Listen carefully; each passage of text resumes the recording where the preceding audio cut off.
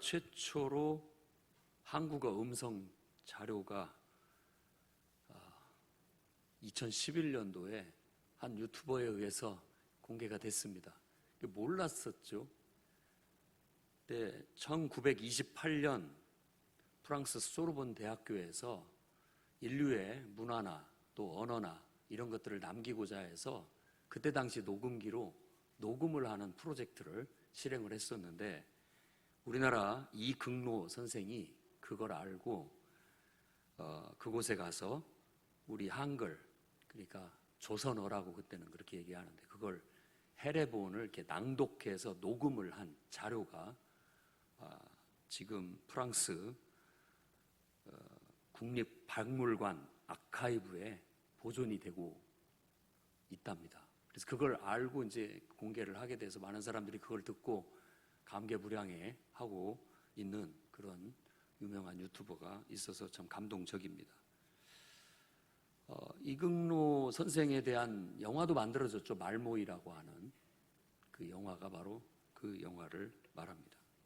근데 이 이극노 선생이 독립운동가로서 정말 독일에서 유학하던 시절에 큰 충격을 받았다고 합니다. 독일은 폴란드를, 영국은 아일랜드를 식민 지배하게 되었는데, 그러면서 언어를 말살시킨 거예요.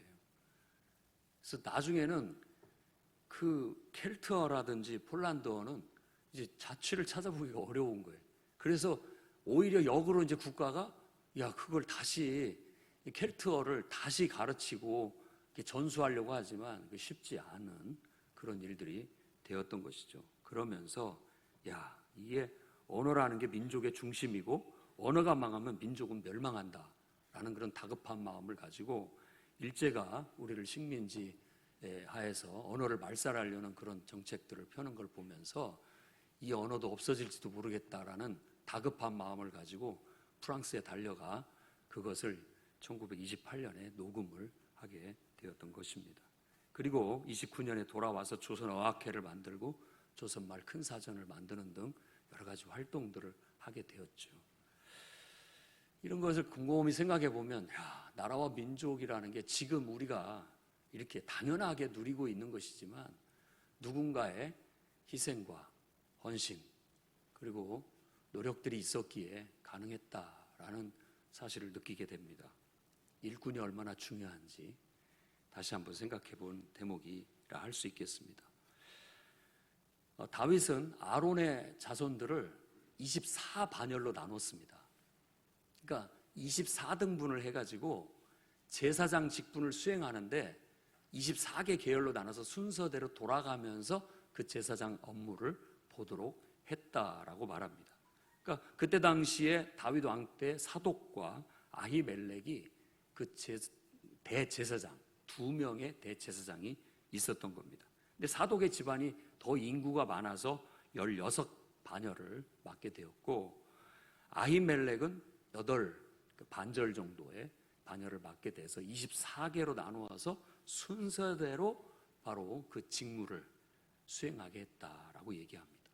근데 이 말씀을 여러분들이 역대기를 읽어보면 알겠지만, 이 역대기는 나라가 망하고 포로로 끌려갔다가 70년 후에 다시 나라를 재건하기 위해 돌아온 사람들에게 그 어떤 이스라엘 민족, 하나님 백성이라는 그 나라를 재건하기 위한 민족혼을 불어넣기 위해서 기록된 역사서입니다.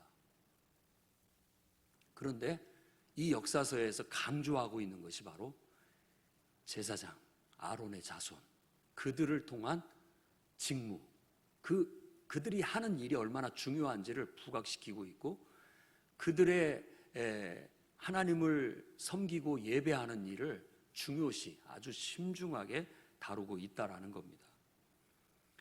이런 말씀을 보면서 저도 오늘날 성도의 직분에 대해서 묵상하게 되었습니다. 직분이라고 하는 것은 원래 사전적인 의미는 마땅히 해야 할 일, 그런 의미입니다. 당연히 해야 할 일. 이 나라의 국민으로서 태어나서 이 나라의 혜택을 누리는 것도 우리가 관심을 갖고 살아가고 있지만, 이 나라를 건설하는데 일꾼으로서 내가 뭔가를 기여하고 참여한다는 게 얼마나 소중한지 모르겠습니다. 우리가 지금 이극노 선생에 대해서 얘기하는 것도 바로 그런 차원에서 그분은 훌륭했다라고 말하고 있는 것이니까 그렇습니다. 옛날에는 구약의 성전을 중심으로 한 제사장 직분, 또 찬송하는 직분, 그리고 성전 문지기의 직분, 성전을 섬기는 직분, 이런 것들이 구약 성경에 지금 이 역대기에도 상에도 나타나 있습니다. 신약에서는 어떤 직분이라기보다는 그때 당시 상황에 따라 필요한 역할, 그래서 사도, 감독, 목사와 교사, 복음 전하는 자, 이런 직책들, 역할들을 얘기하고 있습니다. 근데 이 모든 것들이 교회를 섬기며 봉사하는 일들이죠. 그걸 직분이라고 하는 겁니다. 이런 직분을 곰곰이 한번 묵상하면서 저는 다음과 같은 하나님의 말씀을 여러분에게 전하고자 합니다. 첫째는 맡겨주신 직분을 존중하는 성도들이 되시기를 바랍니다. 성경이 아론의 자손들, 그들을 제사장 직분을 맡겨주셨는데 이 아론의 자손들이 특별히 공로를 세웠거나 특별한 능력이 있어서 그들을 세운 게 아니라는 거예요. 그냥 하나님의 은혜였고 하나님의 주권적인 섭리의 뜻 속에서 그들이 선택되었고 하나님이 그들에게 직분을 맡겨주셨다라는 것입니다. 그뿐만이 아니라 하나님은 직분을 맡겨주셨을, 주권적으로 주도적으로 맡겨주셨을 뿐만 아니라 그 일을 맡겼을 때는 그 일을 감당할 수 있는 능력도 함께 주셨다라는 거예요. 기드온이 사사로 선택되고 그가 13만 5천이나 되는 미디안 연합군을 300명의 용사로 물리쳤을 때 그것은 하나님께서 기드온을 선택하셨고 그를 통해 하나님의 구원의 능력을 나타내셨다라는 것을 보여주는 겁니다. 또 베드로가 한 번의 설교로 3,000명이 회개하고 침례를 받았어요. 그리고 또 한 번의 설교로 5,000명이 회개하고 예수 믿겠다고 나왔습니다. 그것은 베드로의 말주변이라든지 그의 뛰어난 어떤 능력이 아니라 하나님이 그 사람을 선택하셔서 하나님의 일을, 역사를 이루기 위해 사용하셨다라는 데 핵심이 있다는 겁니다. 그렇다면 오늘날 우리 성도들이 맡겨준 직분을 존중하는 데 있어서 존중한다는 것은 저는 그런 거라고 생각합니다. 첫째는 하나님이 맡겨주셨다는 의식. 내가 특별하고 내가 하고 싶어서라는 그런 것은 밑에 가라앉히고 하나님이 나를 선택하셨다. 하나님의 은혜고 하나님의 주권적인 섭리다. 이렇게 받아들일 때 우리는 우리에게 맡겨진 직분을 존중하는 거라고 할 수 있겠습니다. 그 다음에 하나님이 나를 통해서 능력을 나타내신다라는 의식입니다. 내가 하는 게 아니에요. 내 힘으로. 하나님이 나를 통해서 능력을 나타내실 수 있도록 나는 그분께 내 자신을 맡겨드리고 쓰여지기를 바라는 마음에 헌신하는 그런 태도인 것이죠. 그것을 우리는 성경에서 충성된 믿음, 신실한 믿음이라고 그렇게 얘기를 합니다. 한국 교회에서는 직분에 대해서 목사, 전도사, 장로, 권사, 집사, 혹은 요즘은 잘 쓰여지지 않고 있는 권찰, 이런 다양한 직분들을 이렇게 사용하고 있습니다. 다 나름대로 이 모든 사람들이 다 맡은 바 역할이 있고 또 감당해야 할 역할들이 다 있어서 나름대로 세워진 것들이라고 할 수 있겠습니다. 주님이 여러분에게 뭔가를 맡겨주셨다면 그분이 나를 믿고 맡겨주셨다라는 그런 믿음의 고백과 함께 여러분들이 그 직분을 소중하게 여기고 그 직분의 명예를 지켜주시기 바랍니다. 이름에 부끄럽지 않게, 또 어떻게 보면 나를 하나님께서 선택하셔서 나를 쓰시겠다고 하신 그분의 명예를 내가 손상시키지 않겠다라는 마음으로, 또 그 직분에 대한 권위, 그 하나님께로부터 왔고 또 하나님을 위해서 하는 거라는 그 권위도 우리가 소중히 여길 수 있어야 됩니다. 저는 여러분들이 직분을 함부로 여기지 않기를 바랍니다. 누구도 그런 사람은 없다고 생각합니다. 저는 다 고맙게 여기고 있습니다. 여러분들이 성도라는 것은 정말 하나님 앞에 너무나 값진 거예요. 값진 거예요. 여러분이 이 자리에 앉아 있는 거 너무나 감사한 일인 거예요. 여러분이 그렇게 해주기 때문에 이 나라에 교회가 존재하는 거고, 하나님의 나라가 전파될 수 있는 토대가 되는 거고, 하나님의 역사가 이루어질 수 있는 도구가 준비된 거나 마찬가지이기 때문입니다. 여러분들이 예배를 위해서 찬양팀으로 봉사하고, 성가대로 봉사하고, 안내로 봉사하고, 헌금으로 봉사하고, 각종 여러 가지 많은 직분들을 맡아서 봉사하는 이 모든 것들은 하나도 허튼 것이 없고 다 너무나도 소중하고 귀하고 값진 것들이에요. 여러분이 이금로 선생과 같은 사람들입니다. 하나님 나라의 애국자고, 하나님 나라의 독립투사고, 하나님 나라의 일꾼이라는 말이에요. 여러분 스스로가 여러분의 스스로의 긍지와 자부심을 가지십시오. 성도로서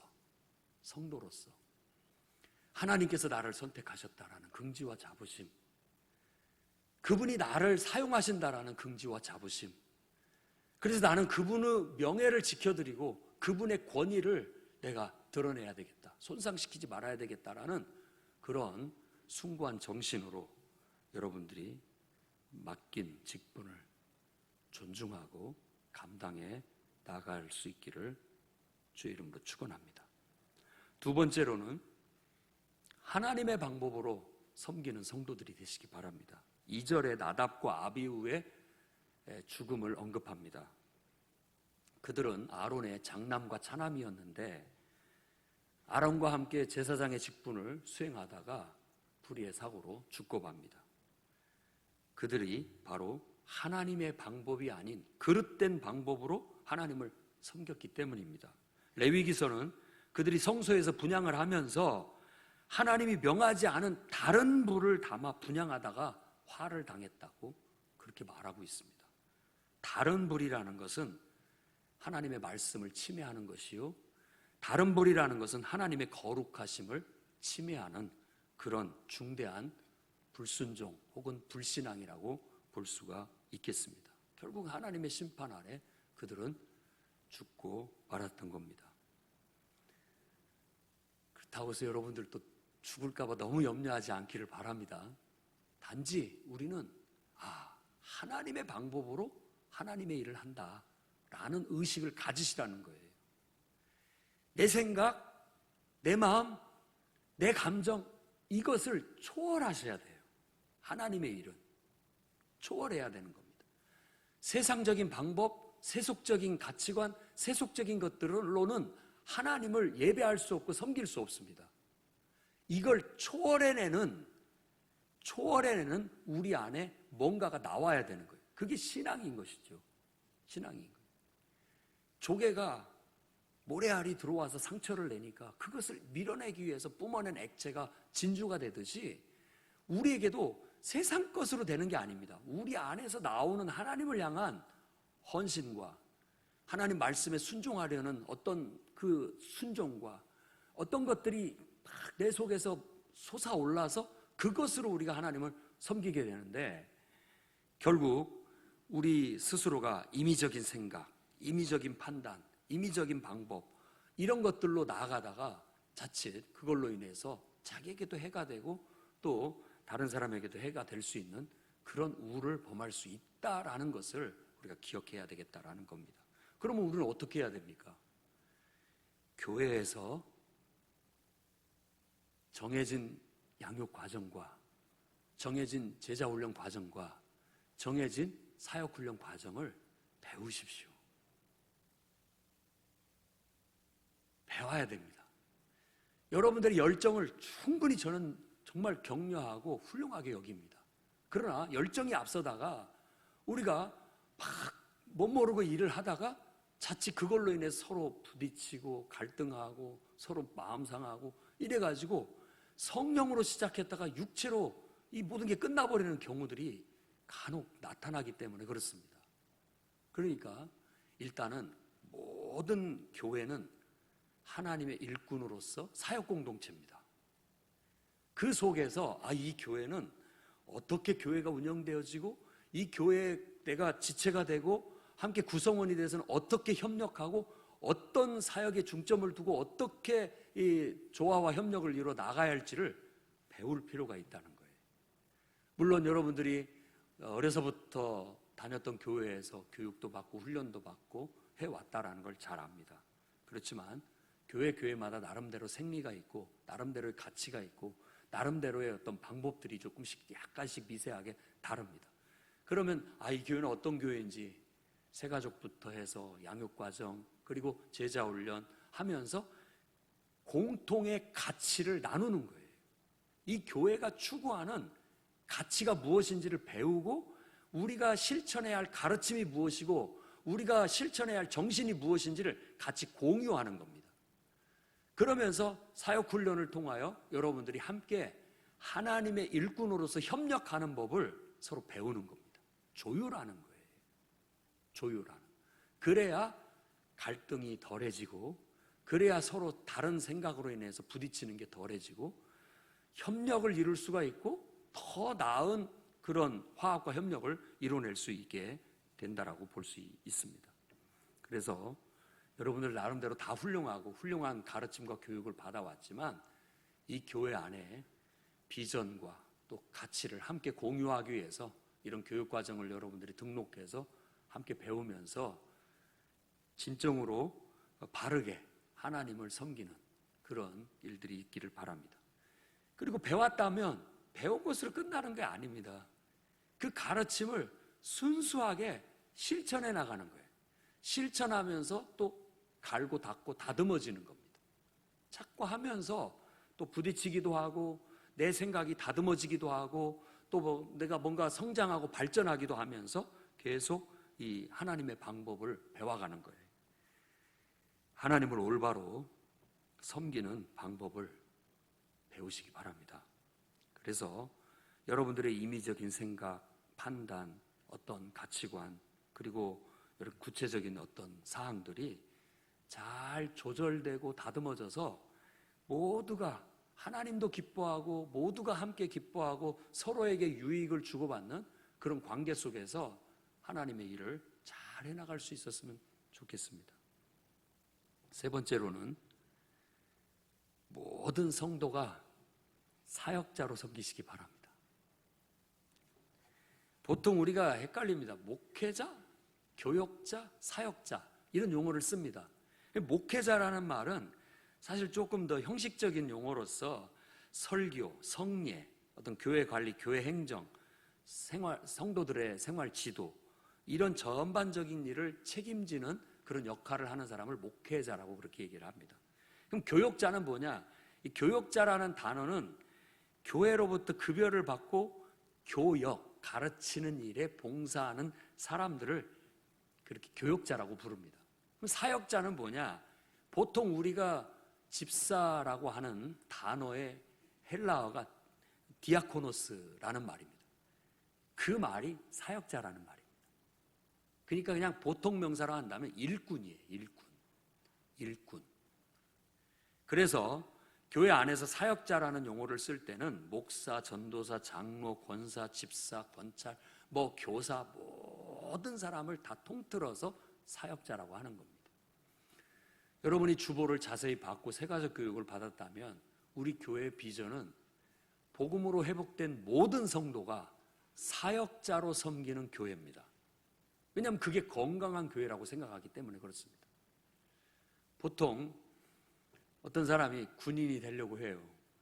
군인이 되려는 이유가 뭐냐? 멋진 제복을 입고 모자도 멋지게 쓰고 각 잡힌 그런 멋진 모습을 보이고 싶어서인 거예요. 근데 정작 그 군인이 전투에 참여를 하지 않으려고 하거나 실제로 나라를 지키는 일에 복무하는 걸 힘들어하고 싫어한다면 그게 군인입니까? 군인의 사명을 모르는 거죠. 그냥 겉모습의 화려함, 겉모습의 멋진 것만을 생각할 뿐이지 실제로 자기 해야 할 역할이나 이런 것들에 대해서는 생각지 않은 거죠. 그러면 교회 성도는 뭐냐? 성도도 구원의 기쁨과 은혜를 받고 하나님의 축복을 받는 사람, 이것은 우리가 멋진 옷을 입고 멋진 모자를 쓰는 어떤 그런 것일 수 있습니다. 성도가 됐을 때 우리는 하나님 나라의 일꾼도 되었다라는 의식을 가지셔야 됩니다. 그래서 모든 성도는 하나님의 일꾼이에요. 일꾼 의식을 갖는 거 필요합니다. 아, 그렇구나. 만일 이 나라 국민이 다 이 국가에서 주는 혜택만 생각하고 국가에서 주는 어떤 좋은 것만 누리려고 했지, 국가를 세우기 위한 봉사나 헌신이나 국가를 지키기 위한 그런 독립투사와 같은 헌신과 노력이 없다면 이 나라가 지탱될 수 있겠습니까? 이 나라가 더 부강하고 건강하게 성장해 갈 수 있겠습니까? 말도 안 되는 일이죠. 그래서 국민이라는 그 자체는 그런 어떤 모든 혜택을 누리는 것도 있지만 책임을 다하는 일꾼으로서 어떤 사명도 필요한 겁니다. 똑같이 교회도 마찬가지입니다. 성도로서 우리가 은혜를 누리고 하나님의 축복도 누리지만 내가 성도가 됐을 때는 하나님의 일꾼도 된다라는 의식을 갖고 여러분들이 각자의 자기 역할을 수행해 나갔으면 좋겠습니다. 3절에 보면 다윗은 사독과 아비멜렉을 통해서 24반열을 나눠서 순차적으로 그 직무를 수행하도록 했다는 거예요. 여기서 우리가 깨닫는 게 바로 그겁니다. 상호 조화와 협력, 그리고 맡겨진 사역을 질서 있게 착착착 모두가 협력해서 감당해 나간다는 거. 이로 봤을 때 저는 이 말씀을 적용할 때 하나님은 모든 성도가 각기 다양한 은사 또 전문성을 활용해서 하나님 나라를 세우고 하나님의 일을 하는데 다 쓰여지기를 원하고 계시다는 사실입니다. 그러므로 성도 한 사람 한 사람이 하나님의 일꾼이다라는 의식을 가지고 각기 내가 잘할 수 있는 게 뭘까? 아니, 더 나아가서는 한 단계 더 나아가서는 필요한 곳, 내가 필요한 곳이 어딘가를 찾아가셔서 여러분들이 하나님의 사역 감당해 나갈 수 있었으면 좋겠습니다. 마지막 한 이야기를 하고 마치고자 합니다. 사진작가 현효재라는 사람이 언론에 부각이 돼서 저도 그 사람 얘기를 듣고 큰 감명을 받았습니다. 6.25 22개국 참전 용사들을 각국에 찾아가서 자기 돈 들여갖고 비행기 타고 쫓아가가지고 사진을 찍어주는 사진작가입니다. 군복을 입혀서 그들을 찍혀주는 거예요. 작년이 2020년도가 전쟁이 발생한 70주년이었죠. 6.25 70주년. 그리고 앞으로 3년 후가 정전 70주년이 될 겁니다. 정전 70주년 될 때까지 자기는 이 프로젝트를 실행하겠다라고 해서 지금 한 40여 개국을 다녔고 1,400여 명의 참전 용사의 사진을 찍어줬답니다. 생각해 보십시오. 20살 때에 이 한국에 와서 한국전쟁을 치르고 왔다고 한다면 지금 나이는 90살입니다. 10대 후반에 왔다면 지금 90을 바라보는 나이가 됐겠죠. 근데 그가 이제 홍보한 영상을 보니까 그가 그 일을 하게 된 것은 바로 그 사람들이 얼마나 고맙냐. 사진작가로서 그분들이 이국 만리 남의 나라에 와서 남의 나라를 지켜주기 위해서 전쟁을 치른 그 공로가 너무나 귀하니까 그 사람들을 기록으로 남겨야 되겠다. 그래서 후대에 이걸 알려줘야 되겠다라는 의미로서 그 일을 했다고 해요. 그거 뭐 시작은 했지만 만만치 않죠. 돈도 많이 들고 자기 생계에도 어려움을 겪고 그래서 그 뜻을 안 사람들의 많은 후원자들을 통해서 후원도 받기도 했다고 해요. 근데 영국의 한 분을 소개하고 있는데 그가 하는 얘기가 영국 그 참전 용사가 사진 찍는 것보다도 자기가 잊혀진 참전 용사라고 생각했던 그 머나먼 나라에서 한 젊은이가 찾아와서 자기를 기억해주고 고맙다고 말하는 것에 너무나 기쁘게 생각한다라고 했다라는 겁니다. 참 우리는 성도의 직분을 어떻게 생각하는지 모르겠습니다. 여러분들이 지금 누구도 알아주지 않는 어떤 곳에서 봉사하고 섬기는 그 일을 언젠가는 누군가가 기억하고 그 일을 고마워할 겁니다. 저는 늘 저를 중학교 때 전도해준 친구, 지금 법원리에서 목회하고 있는데 잊혀지지 않습니다. 늘 고맙게 생각해요. 내가 뭔가 줄 것이 있다면 주고 싶고 늘 고마움을 표하고 살고 있습니다. 여러분들이 성도로서의 직분을 나름대로 감당하면서 의미 있게 살아가게 된다면 여러분들의 인생도 그렇게 될 거라는 거예요. 누군가는 기억해 줄 겁니다. 그리고 누군가는 그것 때문에, 그 섬김 때문에, 그 역할을 감당해 준 것 때문에 고마워할 거예요. 잊혀지지 않는 정말 고마움으로 남아 길이길이 모든 사람에게 귀감이 되고 하나님 나라에서 밤하늘의 별처럼 빛나게 되리라고 믿습니다. 저는 여러분들이 이 시대에 성도의 직분을 소중히 여기고 정말 배운 대로 하나님 말씀대로 하나님의 방법대로 잘 섬겨서 모든 성도들이 각각 자기에 걸맞는 사역들을 찾아서 수행함으로써 두고두고 모두에게 정말 좋은 선한 영향을 끼치는 기억되는 그런 성도들이 되시기를 주의 이름으로 축원합니다. 기도하겠습니다. 거룩하신 하나님,